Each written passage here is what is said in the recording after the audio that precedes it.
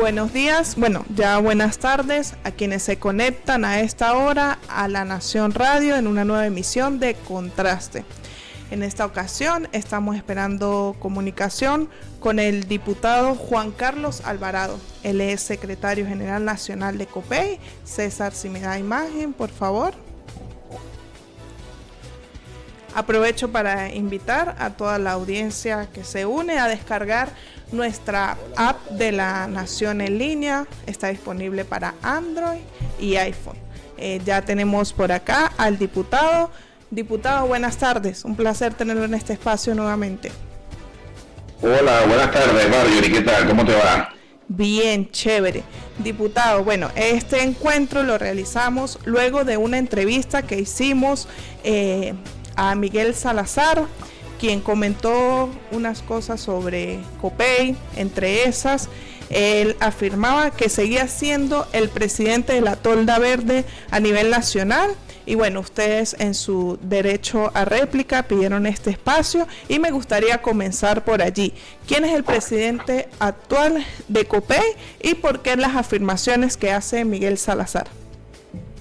Bueno, Marjorie, primero que todo, darte las gracias a ti, a los amigos y amigas de La Nación, saludar a los tachirenses, siempre con cariño y con mucho afecto. Nosotros hemos tenido una cordial trato, comunicación y relación para lograr tener la mejor información, la más veraz posible para todos los ciudadanos en general, dando cumplimiento además a la Constitución y las leyes.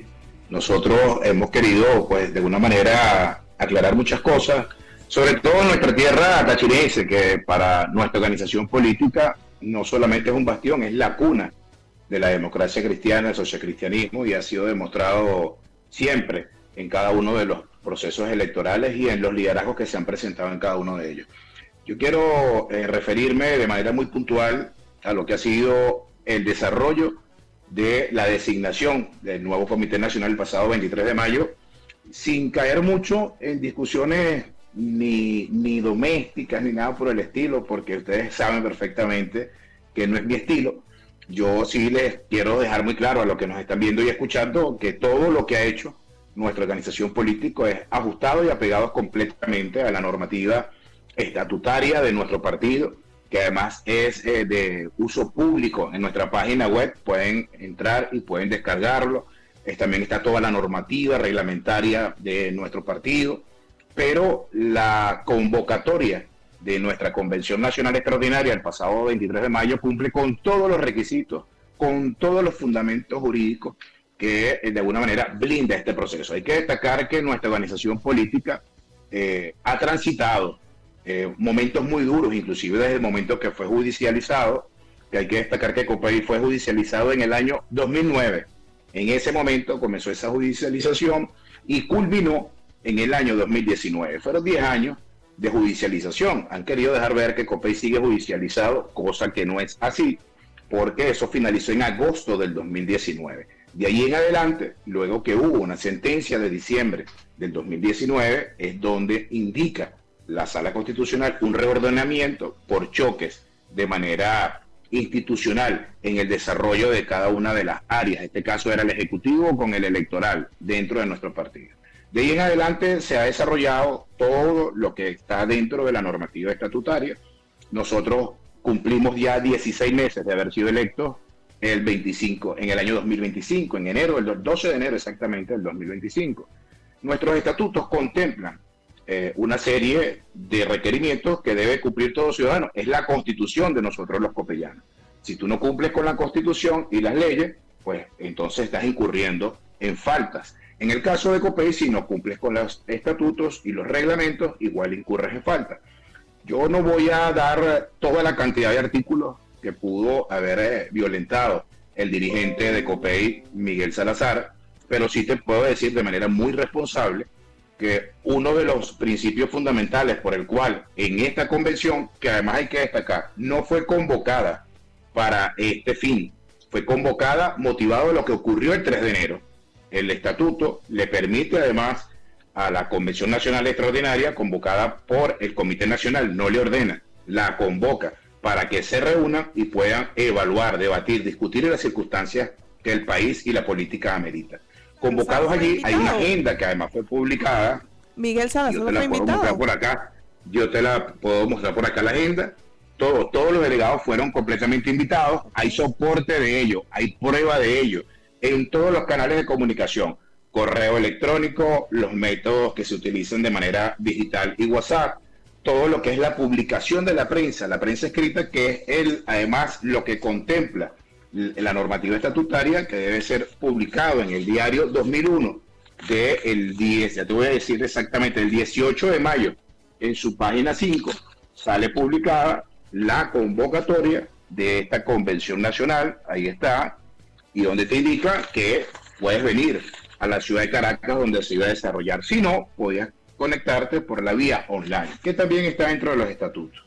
Esta convocatoria, que además cuando se aprobó en reunión de Comité Nacional, el ciudadano Miguel Salazar estuvo presente. Pero además, no solo que se aprobó eso, que estuvo presente, es que después a la reunión siguiente se le dio lectura al acta y él estando allí presente la aprobó, fue aprobada por unanimidad. Hay que destacar que nuestro mecanismo de funcionamiento es muy similar al de la Asamblea Nacional. No solamente hay un acta escrita, hay un acta también en audio y acta en video. Esto para ayudar a soportar de manera jurídica en el futuro este tipo de situaciones que ya ha ocurrido mucho en el pasado, y aprendiendo nosotros para que no existan estas cosas y diatribas en el pasado puedan ser además aclaradas, y él estuvo presente y la votó. Esta convocatoria, una vez que se reúne aquí en la ciudad de Caracas, que tuvo una agenda de 3 puntos. El punto 1, análisis y evaluación de la situación política, económica, social y geopolítica mundial de Venezuela a partir del 3 de enero del 2026. El segundo punto es una revisión y una modificación parcial a los estatutos de nuestra organización política. Y tercer punto era la revisión y evaluación y reorganización del Comité Nacional. ¿Por qué? Porque el Comité Nacional tiene 4 vacantes en ese momento, el día 23 de mayo. 4 vacantes, una porque falleció la doctora Eli Ojeda, uno porque renunció el doctor Carlos Martínez y 2 compañeros más que habían renunciado para asumir otras tareas de conducción.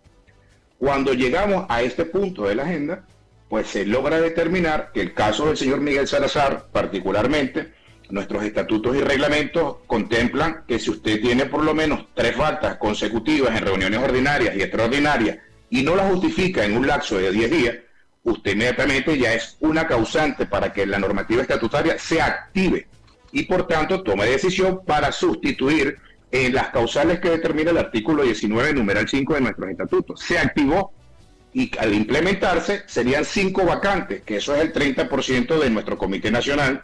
¿Qué hizo el resto del Comité Nacional de nuestro partido? Inmediatamente hemos renunciado todos y dejamos una vacante colectiva en general para entonces la Convención Nacional, que es el máximo órgano del partido, designara un Comité Nacional de manera reorganizada. Y ahí nació una propuesta, se presentó la propuesta, que el doctor Antonio Sotillo Luna, diputado emérito de la Asamblea Nacional, diputado electo además a la Asamblea Nacional en el año 2025, que algunos lo catalogan de nonagenario y quieren hacerlo ver. A veces yo no entiendo mucha gente. Uno dice, bueno, es que la política tiene que ser para gente de experiencia, y si eres muy joven, es que está muy joven todavía y todavía le falta. El doctor Sotillo Luna, que es referencia de la democracia cristiana, de la copellanía de nuestra Venezuela, fue designado presidente por esta máxima instancia de conducción. El cuerpo, quien lo conforma a nuestro partido, que además fue notificado al Consejo Nacional Electoral, toda la documentación está foliada, sellada y recibida por el Consejo Nacional Electoral, cada una de sus hojas, que se le notifica quiénes son las autoridades estadales, municipales y nacionales. Se le notificó que estaba siendo convocada esta comisión, esta Convención Nacional Extraordinaria. Pero quiero además destacarte que nosotros inclusive, aquí te puedo mostrar, esta es la carta de renuncia colectiva, todo el Comité Nacional renunciando a sus cargos para que la Convención Nacional Extraordinaria se dotara de la normativa estatutaria y pudiera entonces proceder a la aplicación del artículo 19. Yo estoy recientemente graduado de abogado. Yo no voy a darle clase a gente que es abogado durante mucho tiempo y el que tenga dudas al respecto, el que tenga algún tipo de diferencia en relación a esto, pues puede acudir a las instancias correspondientes, ¿no? Yo te digo, el Poder Electoral, quien de alguna manera es el rector de las organizaciones con fines políticos, fue notificado de absolutamente cada uno de los pasos que iba a realizar nuestra organización política detalladamente, paso por paso. Mira, fíjate tú que hasta haciendo no solamente uso de la aplicación de los estatutos, nos fuimos a la historia y nos fuimos a los archivos históricos del Consejo Nacional Electoral, de la página de COPEI, del expediente de COPEI, y pedimos todas las actas en la cual fueron convocadas en un momento de la historia las convenciones nacionales extraordinarias del partido, y todas están soportadas. 5 convenciones nacionales extraordinarias en situaciones particulares fueron convocadas por grandes líderes, entre ellos el doctor Rafael Caldera, el doctor Luis Herrera Campín, quienes liderizaron 2 de esas 5 convocatorias. Pues nosotros ante esta convocatoria, por lo pasado el 3 de enero, teníamos que de alguna manera tomar decisiones al respecto. Quiero aclarar otra cosa que se ha querido decir en relación a la conformación. El estatuto y el reglamento es muy claro. Hay que destacar que hay una unidad estatutaria. Los abogados saben perfectamente de qué les hablo. El principio de unidad estatutaria no es que un artículo se interpreta solo y no les importa el resto de los artículos. Pero bueno, eso será tarea para los que tienen que, de alguna manera, apelar a este tipo de decisiones. Por tanto, quienes conforman esto son las autoridades que son electas para conducir a COPEI en cada municipio y en cada estado de nuestra Venezuela. Tú no puedes armar, porque además no hay un número que determine en el estatuto cuántos delegados son los que forman parte de la convención. Te dice quiénes tienen la cualidad para ser delegados. En este caso, para tú poder ser delegada, Marjorie, en una convención nacional de COPEI, tenías que haber sido o electa en una parroquia política de La Guaira o de Caracas, en un municipio de Venezuela, en un estado de Venezuela, o en su defecto haber sido designada en uno de los 50 delegados que contemplan los estatutos para formar parte de ellos. Esto, cuando tú lo revisas completamente, que el Consejo Nacional Electoral ya sabe, con nombre, apellido, número de cédula y sus datos para ser contactados. Los responsables cada uno de un total de 301 miembros. Eso es lo que conforma la Convención Nacional Extraordinaria. Y desde ese punto, tú partes a la realización de esta Convención Nacional Extraordinaria. Y es importante destacar que nosotros no íbamos bajo ningún concepto, porque quisieron decir y tergiversar la convocatoria. Bueno, es que hay ahí una cosa manipulada, donde no están los nombres. No, aquí está la convocatoria y estaba en la página web, que es donde contempla además los estatutos, los nombres, apellidos y número de cédula de cada uno de los delegados que eran miembros para esa convención nacional. Que por cierto, aquí estaba el señor Miguel Salazar por su condición de presidente, que por cierto, yo sí estoy en Caracas, estoy en la sede nacional del partido y estoy en Venezuela. No tengo más de un mes fuera de Venezuela, ni estoy en Europa, ni en España, ni en Madrid. Yo estoy aquí acompañando a nuestro partido, llevando las tareas que tengo que llevar. Estuvo afuera solamente, que yo quiero aprovechar antes de que me vaya a hacer la pregunta. Se me ha acusado hasta de yo haber manipulado sus redes sociales, y cuando todo eso ocurrió yo estaba en Colombia. Yo fui observador internacional. Es más, consta en mi pasaporte, en migración diplomática, que yo entré a la ciudad de Bogotá el día jueves, y él empezó a hacer denuncias el día viernes, y yo retorné a Venezuela el pasado día martes. Por tanto, creo que a veces... Disculpe, diputado, Ajá. cuando él hace estas denuncias a través de sus redes sociales, ¿por qué ustedes como tolda oficial no responden, no dicen qué es lo que estaba sucediendo en ese momento en COPEI?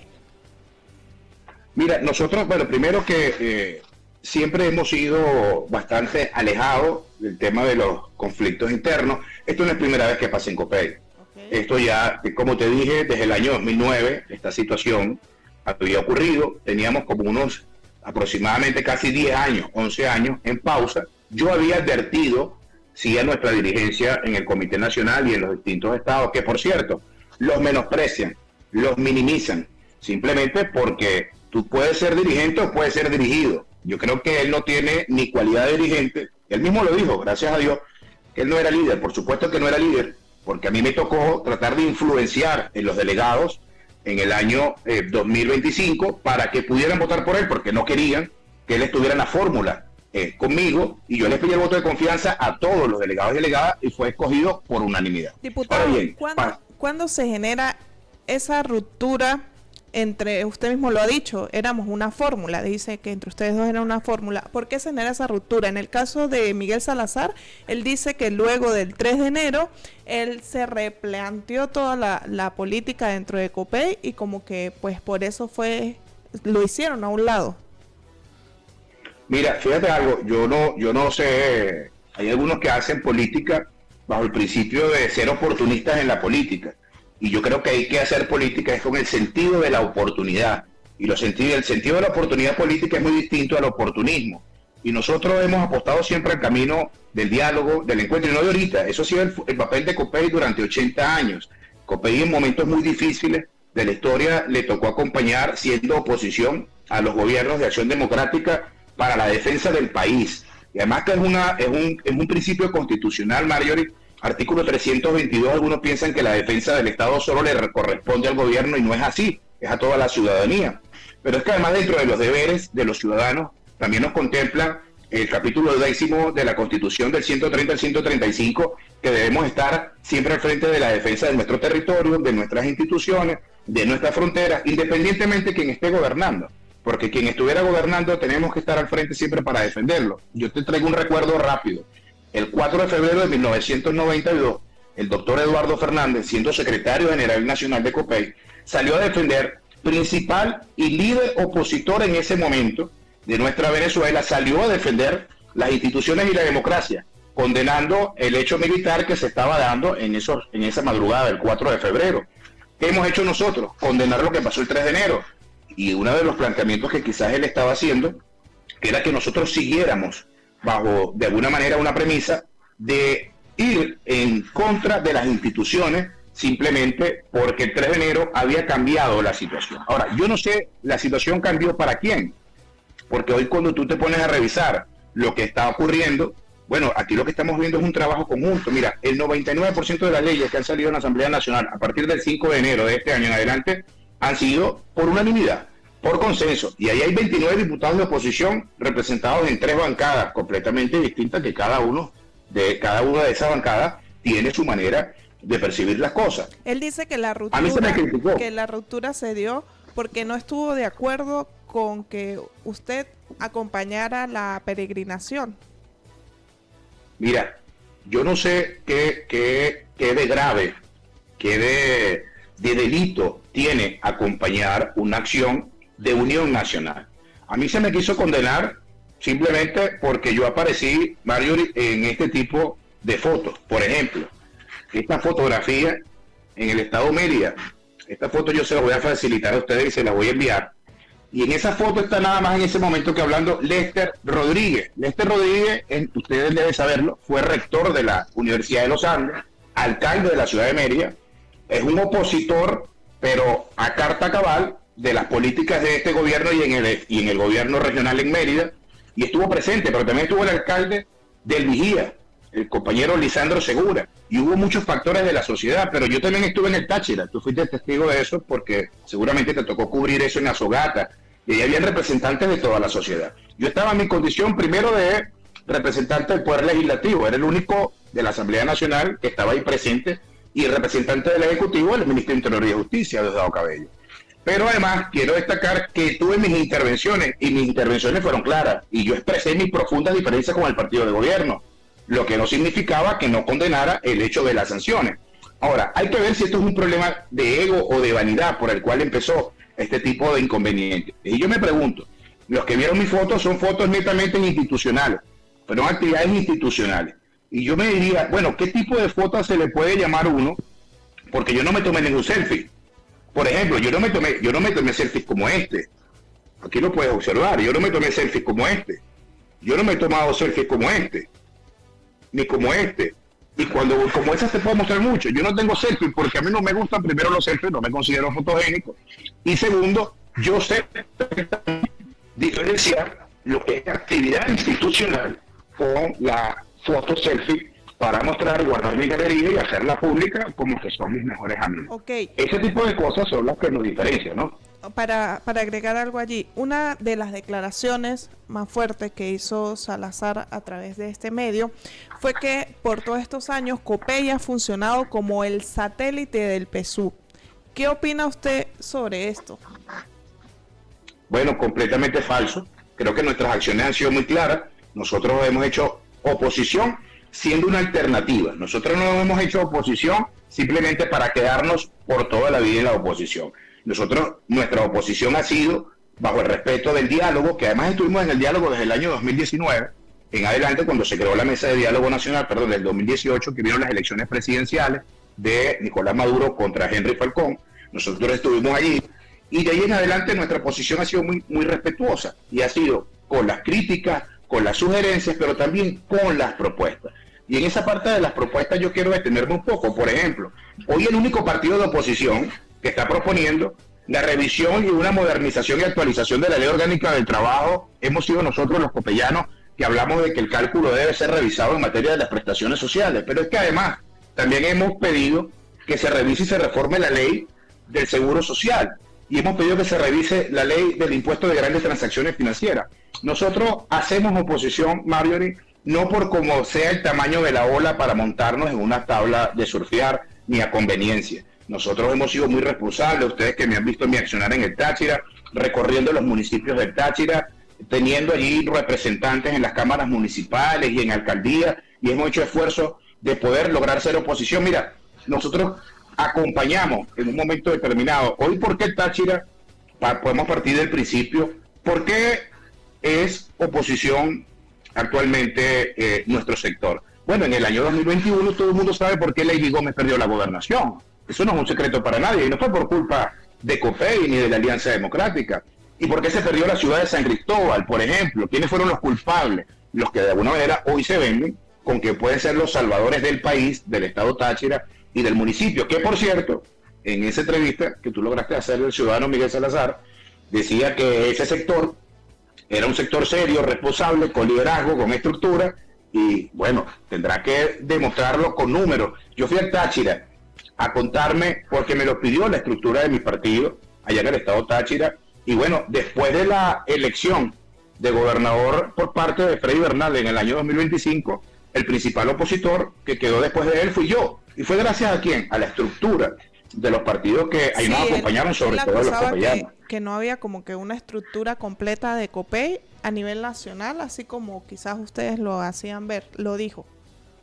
Claro, es que es lógico que lo diga, porque te repito, él no es dirigente, no es líder ni cerca, y mucho menos dirigente, porque el que es dirigente tiene la capacidad de dirigir, de conducir. Él no tuvo nunca esa capacidad. Bueno, imagínate tú, los delegados que están perfectamente acreditados, que cumplen con todos los requisitos estatutarios del estado Nueva Esparta, de donde él es oriundo, ¿verdad? Eran 13, y de los 13 vinieron 11 que participaron de manera activa, incluyendo la autoridad, la secretaria general allá, la legisladora Ismar Silva. Todos vinieron acá y participaron y activaron. O sea, no hay ni siquiera un liderazgo de acompañamiento. Y te digo que de los 301 convocados, que participó el 82%, de los 301 convocados, y al momento de la escogencia, que por cierto aclaro, en el salón no habían 300 delegados. Y yo entiendo que él no sepa que ahí caben más de 100 sillas, porque él ni siquiera venía para acá para ver el tamaño del salón. Ahí caben por lo menos 215 sillas, pero ahí no hubo 215 personas presentes, ahí hubo 174 personas, y el resto estuvo conectado por la vía online. Pero yo no sé si es desinformación, o es simplemente ignorancia, o simplemente hacer que no sabe. Por eso es que cae en todo este detalle. Si tú estás consciente de que tu argumento es que la normativa estatutaria no permite la realización de este evento, bueno, entonces quédate en ese punto de la no realización y no descalificas al partido. No lo tienes por qué llevar al escarnio público para que le hagas daño a nuestra dirigencia, que él dice, por cierto, tener que dar este espectáculo tan bochornoso, que lo está dando él solo. Yo estoy aquí defendiendo a mi partido, a la institución. Yo no vengo a jugar aquí por Juan Carlos Alvarado, ¿no? Diputado, hablando de esto, de desprestigiar al partido, una pregunta que le hice a Miguel Salazar y me gustaría hacérsela a usted fue que hace poco ustedes hicieron un llamado a la reunificación, a que regresaran a aquellos militantes que se fueron hace tiempo por algunas diferencias, pero ¿cómo regresa la gente a un partido que en este momento pues se notan estas diferencias con quien hasta hace poco pues era su presidente y que fue su presidente por muchos años? Sí, fíjate la comparación de este momento a momentos anteriores. El partido sí sufrió facturas, sufrió división. Dile a él que te muestre quiénes de las autoridades en los estados o en los municipios lo acompañan en esto que él está diciendo y está transitando solo, que no puede hacerlo en Venezuela porque está en Madrid, es obviamente que no va a regresar, y va a regresar, y cuando regrese buscará va a ver quién lo va a acompañar, pero no hay ni un solo acompañamiento de las autoridades del partido a lo largo y ancho del territorio nacional. Y el proceso de amnistía, que él también habló, que dijo que él propuso, yo te voy a decir algo, yo no lo propuse, lo propuso la doctora Leslie Herrera, secretaria general del Partido del Estado Cojedes, el pasado 28 de marzo, en el Consejo Federal Nacional del Partido, instancia a la que él tampoco acudió. Y es una de las causales que tiene, es su inasistencia en 4 reuniones de manera consecutiva, la cual no tiene justificación, causante para ser sustituido, no estuvo en el Consejo Federal, no presentó, como deberes que tenemos los que estamos al frente del partido, el informe político administrativo, la rendición de cuenta anual, que corresponde presentarla, que nosotros sí pudimos presentarla en el Consejo Federal del partido, y él ni siquiera pudo realizar eso. Por tanto, estás también cayendo en otra falta. El proceso de amnistía, Marjorie, qué bueno que lo menciona, porque el proceso de amnistía que se anunció en COPEI, de hecho él también dijo que lo hicimos como por fase, que lo hicimos por lapso, etcétera, etcétera. Mira, nosotros lo usamos como punto de guía, respetando el Estado de Derecho que existe en nuestro país, porque eso está en los principios fundamentales de nuestros estatutos. La ley de amnistía, que fue aprobada el 19 de febrero de este año en la Asamblea Nacional, cuando te logra listar todos los hechos y las faltas, te habla a partir del año 2002. Por tanto, nosotros cuando hablamos del 2019 es porque en ese momento estamos haciéndolo con los estatutos que existían. De ahí hacia atrás hay que revisar las otras medidas que se tomaron, que fue con otra normativa estatutaria y que nosotros no éramos autoridades, por cierto. Él, siendo secretario general impuesto por el Tribunal Supremo de Justicia, él expulsó de COPEI a Roberto Enrique, a quien él hoy dice que es un gran líder y lo usa para politiquear y para tratar de manipular. Expulsó a Roberto Enrique, a Enrique Naime, a Francisco Chichi García, a toda esa gama de dirigentes que estaban en ese momento, que él dice que representan un liderazgo importante de la democracia cristiana y copeyana. Nosotros hicimos con la amnistía copeyana en la primera fase levantar todas las sanciones que existían, porque para nosotros creemos realmente en que debe de reorganizarse la política venezolana, no solamente la política copeyana. Y ahí yo quiero atajar un principio fundamental. Esta mañana yo tuve una entrevista, por cierto, en Globovisión. Nosotros hemos sido el único partido de oposición, Marjorie, que hemos consignado la actualización de la tesis programática de nuestro partido, que está contemplado en la ley de partidos políticos, donde te indican que tú tienes que presentar tu tesis programática. Y nosotros, cumpliendo además con lo que indica la ley de partidos políticos, la presentamos en el mes de enero y presentamos la actualización de nuestras autoridades. Y después, de hecho, el 23 de mayo, la Convención Nacional Extraordinaria, nos fuimos al Consejo Nacional Electoral y le consignamos, aquí está, el nuevo Comité Nacional, aquí está sellado y recibido por el Poder Electoral. Consignamos todo lo que fue la participación de los delegados. Aquí está el recibido del Consejo Nacional Electoral, pero además le consignamos en original, de puño y letra, y las huellas dactilares de cada uno de los delegados que participaron en este proceso. Nosotros, si algo hemos querido hacer, es tratar de refundar la política, pero sobre todo de fortalecer nuestro partido. Y nosotros nunca íbamos a engañar al Consejo Nacional Electoral diciéndole: tenemos todas las autoridades en todo el territorio nacional, porque eso es engañarnos nosotros mismos. Y el país hoy requiere de sinceridad, de honestidad, pero sobre todo de transparencia. Y es lo que él pretendía que se hiciera, que se engañara al poder electoral. Y con nosotros eso no va a ocurrir, porque si algo estamos claros, y lo dijimos esta mañana en esa entrevista, es que yo creo que el momento de la política está llegando para que los partidos empiecen a aplicar esta ley que se llama la legalización de los partidos, que eso va a ayudar a saber con exactitud, y tenemos una propuesta además de reforma del reglamento que permite la validación de los partidos, para que los partidos puedan oxigenarse, refrescarse, porque no puede ser que un dirigente político diga: yo soy el verdadero secretario general de un partido, cuando tiene siéndolo 30 años, 25 años, que lo decían las bases. Y eso quien tiene que decirlo es la base. ¿Cómo? Bueno, depurando, porque no es que COPEI, digo yo, con la amnistía y con la Comisión Electoral Nacional, que por cierto, aprovecho rápidamente, el doctor Sotillo Luna no es presidente de la Comisión Electoral, pero yo sé, él no está en Venezuela, no puede enterarse de nada. El presidente Sotillo Luna renunció a la presidencia de la Comisión Electoral el viernes 22 de mayo. Cuando te hablo de la posibilidad de nosotros construir que los partidos se puedan nuevamente legalizar, que eso fue la última vez hace casi 10 años, en el 2017, se legalizaron todos los partidos, le tocó a de Copey el mismo día, y en las plazas teníamos que turnarnos, cuando le tocaba a uno, cuando le tocaba al otro, un Gadeco, un copellano, un Gadeco, un copellano, y los tiempos no nos dieron, y tuvimos que ir a reparación. Creo que el país tiene que pasar nuevamente por eso, para que los partidos realmente digan, porque no pueden haber partidos de maletín, no pueden haber partidos solamente de puro papel, tiene que existir, y los liderazgos. Yo jamás, bajo ningún concepto, he dicho que soy un líder en Copey. Eso quien lo determina es la dirigencia de nuestro partido. Eso quien lo determina es el accionar en cada una de las reuniones de cuerpo colegiado que existen en el Comité Nacional, el Consejo Federal del partido o la Convención Nacional. Eso no lo determino yo. Y que vayamos a un proceso de elecciones internas, como él lo dijo, que bueno, Copey tiene el suficiente material humano para designar una comisión electoral. No, porque eso es más vicio. Aquí podemos ir a un proceso donde se legalicen los partidos y la nómina que se construya de esa validación del partido será el registro electoral de cada partido, el de Copey, el de ADEL, el de Primero Justicia, el de Nuevo Tiempo, el de todos los partidos. Y ese va a ser el registro electoral y nos guiaremos entonces desde allí para partir a realizar el proceso de las elecciones. ¿Por qué no pensar en la posibilidad de promover un proceso electoral de los partidos como ocurre en Colombia y en Argentina? Eso que denominan paso. Ese tipo de planteamiento que le hicimos hace 3 años en el Consejo Nacional Electoral para que ayudaran a guiar unas elecciones primarias. Hoy creo que el país, Marjorie, no está para este tipo de cosas de los partidos. Hoy la gente está esperando de los partidos propuestas y es lo que nosotros hemos hecho y estamos enfocados completamente. Diputado, para allá iba, ¿cómo se encuentra la relación en la Alianza Democrática, sobre todo la relación entre Copey y AD en este nuevo momento político que estamos viviendo después del 3 de enero? Mira, nuestras relaciones están completamente bien, no solamente con Acción Democrática, con toda la alianza. Bueno, vamos a esperar que el diputado pueda retomar la entrevista. Allí... ¿Se cayó? ¿Volvió? Sí, volvió. ¿Sí? Volvió. Okay.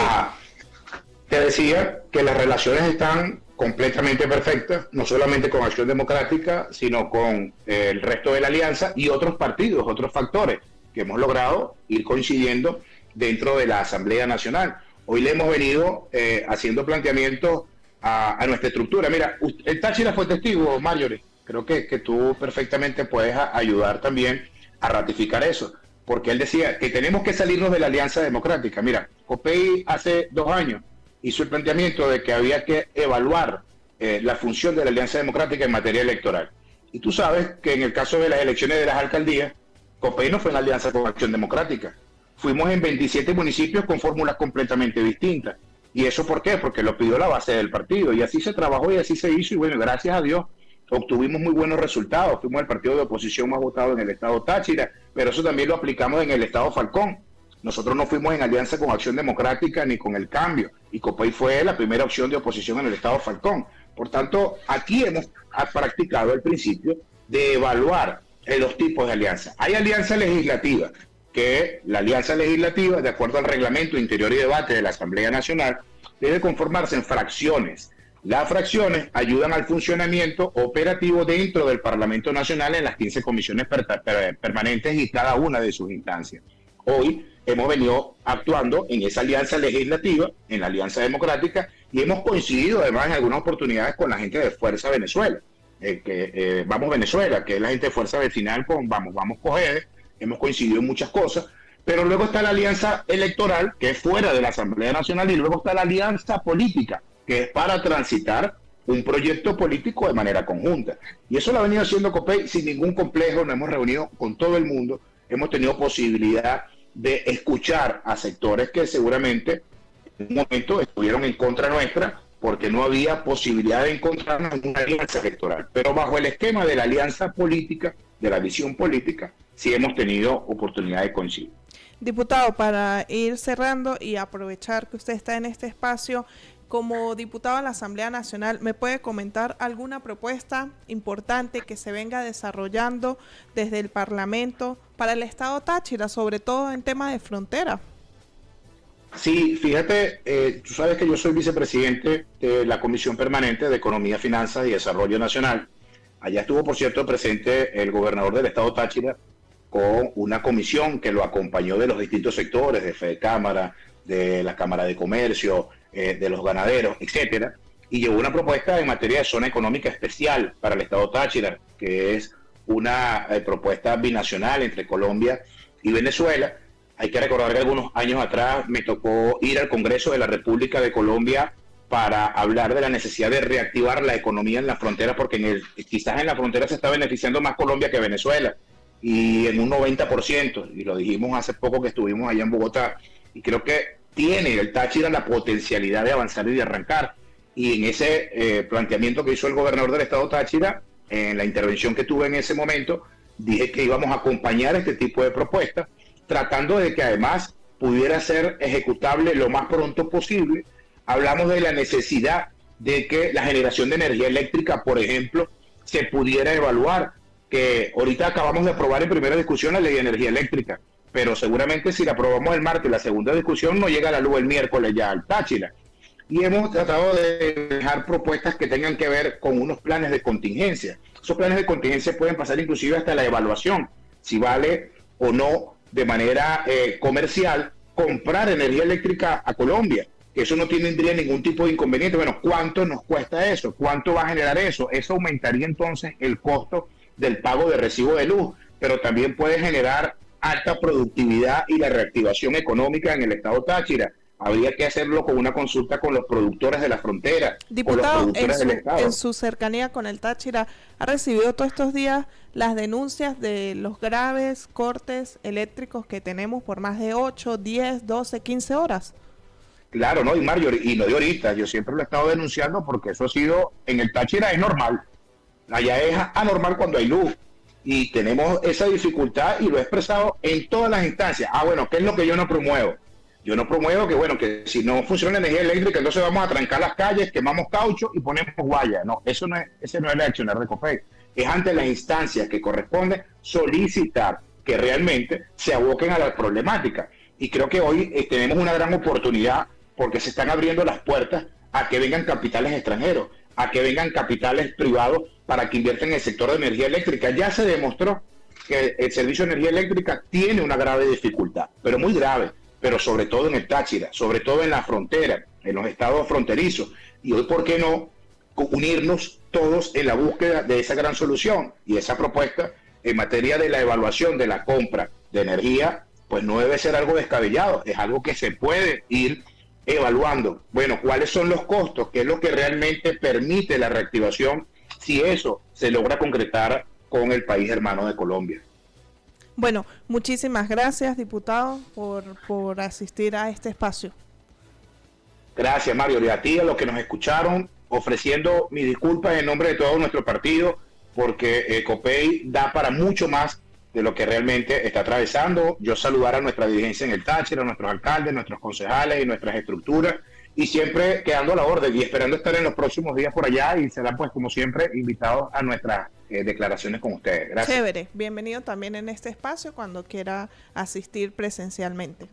Gracias a todos quienes se conectaron a nuestra transmisión a través de La Nación Radio, recordando que pueden descargar nuestra app La Nación en línea disponible para Android y iPhone. Gracias a César Cruz, que me acompañó en audio y video.